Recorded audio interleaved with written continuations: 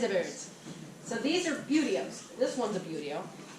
Hers is a beautio. This one over here is a para-beautio. I'll bring her out in just a little bit. Put back here. Okay, this is a hood, and that's to keep this bird calm, which I will demonstrate. Do you want to put Stormfly away? You're just getting her over here? All right, now. Are you going to take it off? Yep, I'm going to take it off. Now, I can guarantee you she's going to do what we call bait. She's going to launch herself off my fist. And then she's not going to like me to put the hood back on either. She's been in her molt, so she's not quite finished. And she's a beautiful color. She's a western red-tailed. She was an accidental. She was flying in Rochester in November. I don't know where the heck she came from, but she's not from around here. Her colors are not from around here. This is a western bird. She's nice and dark, and you can see that beautiful red tail that's finishing up. So she's still doing her molt, so I haven't been handling her as much. So she's going to probably freak out a little bit, all right? She's like, what? What's going on? She's really Now see, this was the off switch.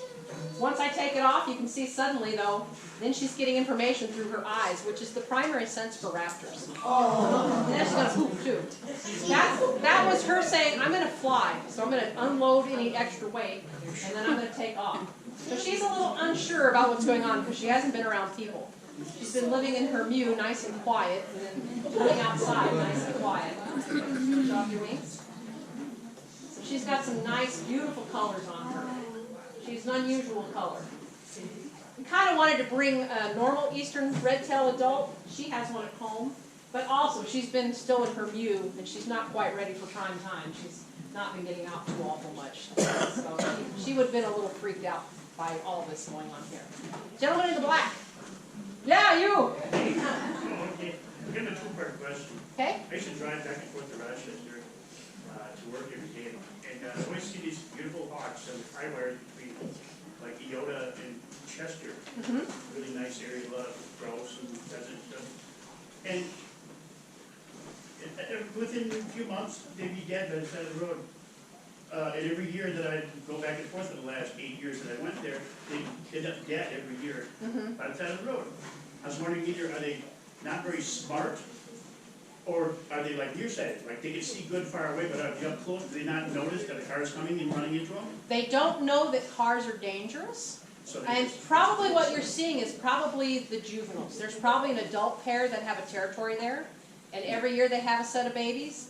And this is why there's a 70% death rate, because the babies don't know what's dangerous.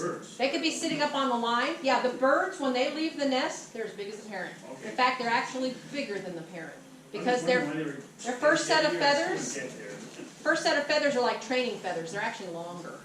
So it could be that what you're seeing are the babies. And the babies, they're out, they're sitting in trees, and they didn't see prey that's like in that grassy median, and they're like, oh, dinner. And they go flying down, and they don't know that that's dangerous, that those vehicles come by and run into them. So that's why like 70% of them don't make it, because they don't know that cars are dangerous. They don't know that people are dangerous. They don't know that buildings are dangerous. The ones that figure this out, those are the ones that when you see them, they won't let you get close, because they figured it out. I'm just curious if they were like nearsighted. No, they got good vision. There's nothing in their natural history that would allow them to account for a car. Like, for the millions of years they've been around, there was nothing like a car to avoid, so it doesn't make any sense to them. And by the time that they're flying, or if there's roadkill on the road, or like she said, something to see, by the time that a car is coming, especially if it's going 50, 60 miles an hour, they have no way to get away from it. And the cars have wind that will pull them into it. So if they're anywhere nearby, that often kind of pulls them into hitting it. And they're so delicate that even like a little bit. the crows know enough to get off the road. Crows have a different way of like they'll get down and they'll go in very, like, because the crows are after roadkill, so they're not actively hunting and they're much more conservative about going in, where the hawk doesn't understand that. It doesn't understand. Hawk is a top tier predator. Yeah. Nobody hunts them. So basically, their eyes. You know when you focus on something and everything else is blurry? Right. They don't have that. They can see everything clearly, up close and far away. So their eyes are just completely different than ours, basically. Yeah, they're pretty super. This gentleman back here with the vest? So, my question is, when you send them off to hunt, how do you keep them from flying away? How do you keep them from flying away? Okay, that's the training.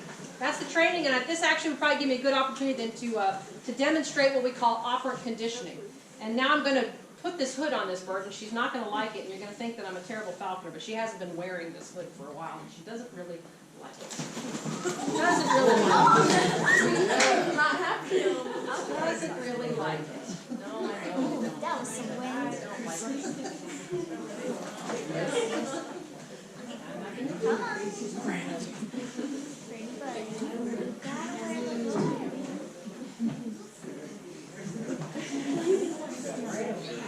Right over. Oh, wow. Oh. Right over, it fell off. I'm making you nervous, aren't I?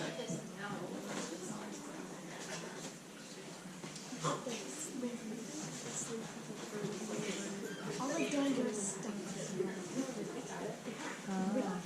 Wow. Okay, Oh, put her away.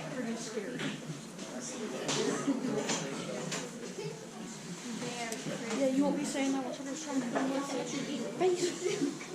I got it. Come out my face. I am totally fine. All right.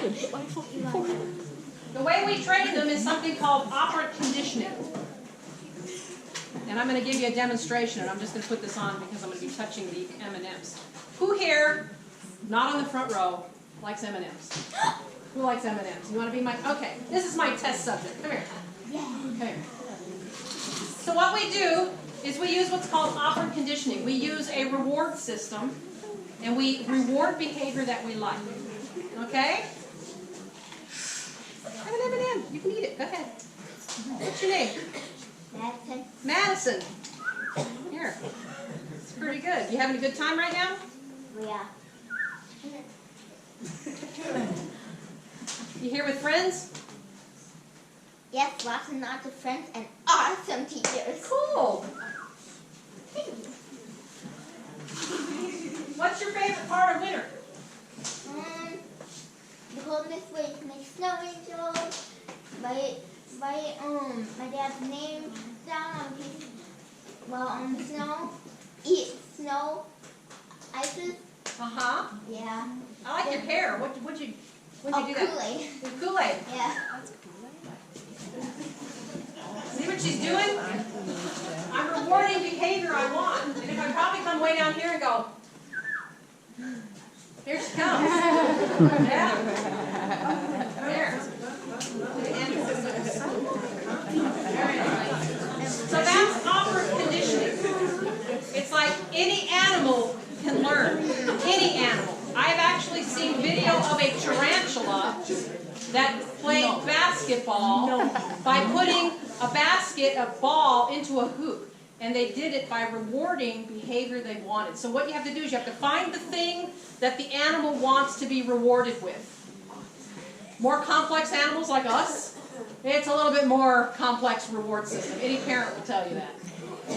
More complex animals also then can understand, though, punishment too. So punishment for behavior you don't want, reward for behavior you do want. Now with these hawks, we can't go with punishment. Punishment just makes them fearful. But we reward behavior we want. So we teach them, I have food. I have a little tidbit of food. They'll learn to take that food. Then we move a distance away from them and we'll get them to jump to us for that food. And when we can get them to do that, then we just make the distance further, further, further. And the final step that I use whenever I'm training a bird is I train them, I also have the magic lure. And this always has a big chunk of food on it. So whenever I'm out with them at the end of the training session, woohoo, look at this, we get this. And it usually has a huge chunk of food. And they're like, oh, bingo, bonanza. I can get birds to come from across the valley with this. And I usually don't let them go until I reliably get them to come for this. So they come to us for food.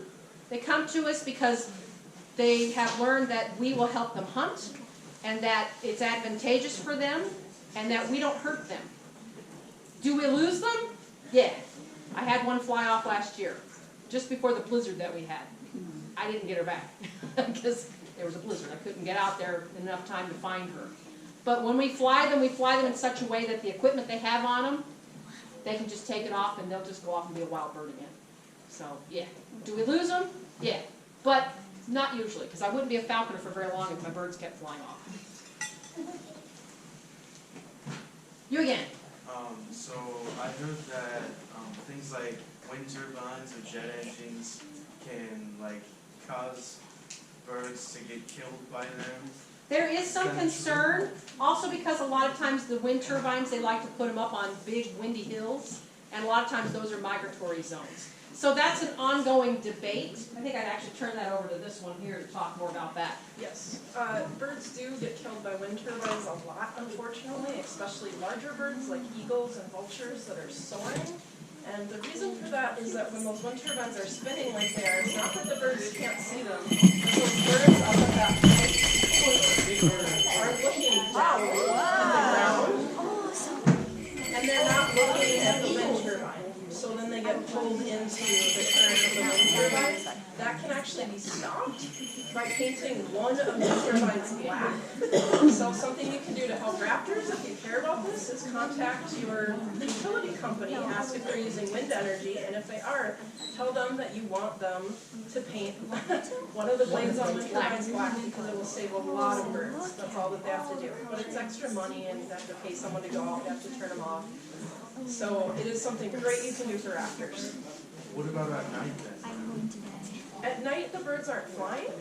At night, they're a problem for bats. And that's something they can ameliorate by putting sonar on it to give a signal.